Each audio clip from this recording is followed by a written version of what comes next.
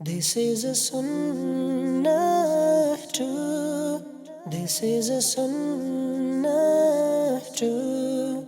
This is a Sunnah too.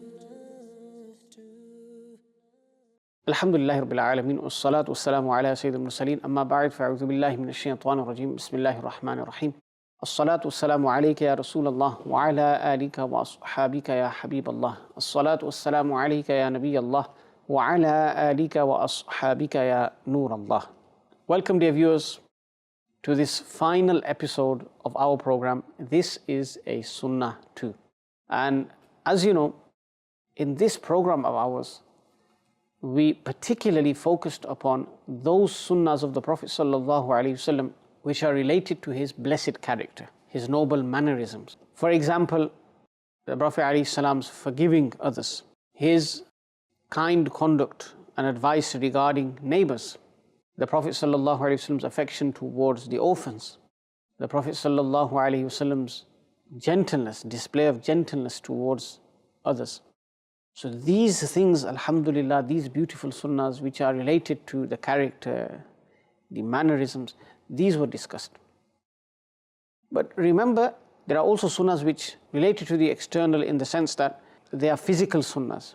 So smiling, using the miswak sharif, these things have been commanded in the hadith. The Prophet ﷺ has spoken about them and emphasized and encouraged Muslims to adopt them. So inshallah, in this final episode, we are going to cover very briefly those sunnahs which we have not covered until now, like the miswak, etc. So I'll begin with the miswak sharif itself. Nowadays, everyone uses a toothbrush and toothpaste to cleanse their mouth for oral hygiene purposes, and there's nothing wrong with that. But what we should also do alongside that is use the miswak, because this is a beautiful sunnah of the Prophet sallallahu alaihi wasallam. The Prophet sallallahu alaihi wasallam said, "As-siwaku mathharatul lil fami wa mardatul lil rabb." That the miswak purifies the mouth, cleanses the mouth, and is a means of earning the pleasure of Allah subhanahu wa ta'ala. Pleases Allah subhanahu wa ta'ala when you use the miswak. Why? Because this is what the Prophet sallallahu alaihi wasallam used. If you obey the Prophet alayhi salam and you follow him, inshallah, Allah will be pleased with you.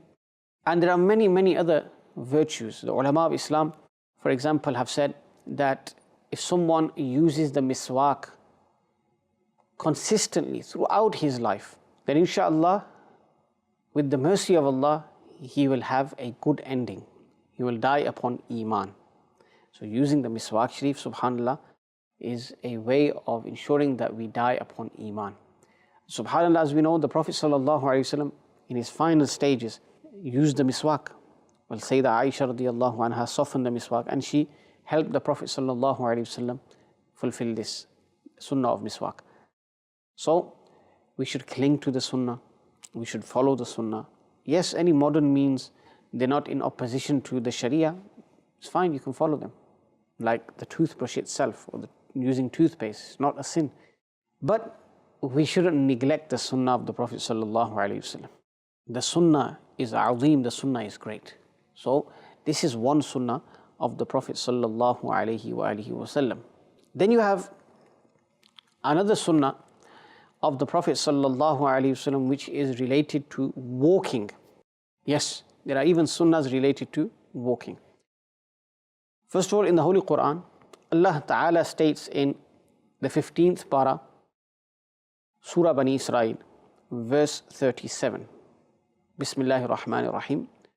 وَلَا تَمْشِ فِي الْأَرْضِ مَرَحًا إِنَّكَ لَن تَخْرِقَ الْأَرْضَ وَلَن تَبْلُغَ الْجِبَالَ طُولًا. Translation from Kanzul Iman. And do not walk arrogantly on the earth. Undoubtedly, you will never tear apart the earth and will never reach the mountains in height. So this verse of the Quran tells us that when we walk, we shouldn't walk arrogantly, boastfully. Some people today, unfortunately, and the youth are guilty of this, they walk in such a way that they want to instill fear in others, to show that they are hard, they have power, strength, etc. So they'll walk in all sorts of funny ways. Some people even walk in such a way where their jeans, their trousers are hanging way off their waistline, and it's considered fashion or a trend. Ajib, it's very weird. When the Prophet ﷺ walked, he would lean forward to such an extent that it would seem as though he was descending from a place of height. This is in Ash-Shama'ilul Muhammadiyya. So that's the Prophet ﷺ's manner of walking. And when walking, it's a sunnah not to look here and there. Normally when we walk, generally speaking, we look everywhere. But without reason, we shouldn't look. That's the sunnah. We should lower our gaze and walk in an honorable manner. And one of our pious predecessors, rahimahullah ta'ala, would so beautifully implement this sunnah. And there's an incident related regarding him, Sayyidina Hassan bin Abi Sinan, rahmatullahi alayhi. One day on the day of Eid, he went to perform Eid Salah. And upon returning, his wife said, how many women were out there? How many women were out and about? He, rahmatullahi alayhi, remained quiet. But when she insisted, he replied by saying, since leaving home and all the way till returning back, meaning as soon as I left home, went to perform Eid Salah, came back, during this time, I maintained my eyesight on the toes of my feet, meaning I kept my eyesight on the toes of my feet. What he's trying to say is that he never saw any women. How could he have when his eyesight was fixed upon the toes of his feet? Subhanallah. So in this regard, a humble request would be to read a beautiful book written by Amir Ahl Sunnah Damat Barakatum Al-Aliyah called 98 Sunnahs and Manners. It's available on the website www.dawatislami.net. Now in this book, subhanallah, you'll find sunnahs related to various acts. And I am taking from this book itself. But I can only cover a few points regarding each sunnah. But when you read it, inshallah, you will find tafsil detail regarding each sunnah that is mentioned therein. So moving on, another beautiful sunnah of the Prophet ﷺ is the way he would wear his shoes. There's sunnahs in relation to wearing shoes as well. You might think this is something that we do day and night. Place our shoes on in the morning, we take them off in the evening, and we wear shoes throughout the day. Did you know there's sunnahs related to wearing shoes as well? Yes. From the sunnah of the Prophet ﷺ is to put the right shoe on first. You know, when you wear shoes, make sure you wear the right shoe first. Sometimes when in a rush, we don't even think about it, we place the left one on. Although it's not a sin, but it's contrary to the sunnah. And we want to act upon the sunnah. We're Muslims, we want to follow our Messenger ﷺ and earn reward. So it's a sunnah to put the right shoe on first, then the left. But when taking them off, you do the opposite. When taking them off, the left should be removed first and then the right. And the Prophet ﷺ explained this. He said, when any of you put shoes on, begin with the right side, and when you remove them, start with the left side. So that the right side is first when putting them on and last when removing them. This hadith is found in Sahih Bukhari, hadith number 5855. So this is a sunnah that we can act upon and we can revive in our lives and in the lives of others as well. There's also sunnahs in relation to sitting. And sitting is something that we do often as well. We stand, we sit, we lie down. So sitting, the Prophet ﷺ mentioned something in relation to a gathering where people sit. This is in Mustadrak of Imam Hakim. The Prophet ﷺ said, those people who sit in a place for a lengthy period, and then they remove themselves, and then they leave that gathering, they leave that place, without remembering Allah subhanahu wa ta'ala, without performing dhikrullah, or reciting salat upon the Prophet ﷺ, they have suffered a loss. And if Allah Almighty wills, He will inflict punishment, and if He wills, He will forgive. It's up to the will of Allah subhanahu wa ta'ala. So remember, any gathering where we sit, make sure you remember Allah and His Messenger sallallahu alayhi wa alihi wasallam. Now it's sunnah when sitting to face the Qibla. Now there's a hadith upon this which is found in Al-Mu'jam Al-Awsat, hadith 8361. The Prophet ﷺ said, the most honorable way of sitting in the presence of others is sitting whilst facing the Qibla. And Sayyidina Abdullah bin Umar radiyallahu anhuma, he heard this saying of the Prophet ﷺ and he acted upon it. So in relation to him, it's mentioned that he would often sit whilst facing the Qibla, the Kaaba al-Musharrafa.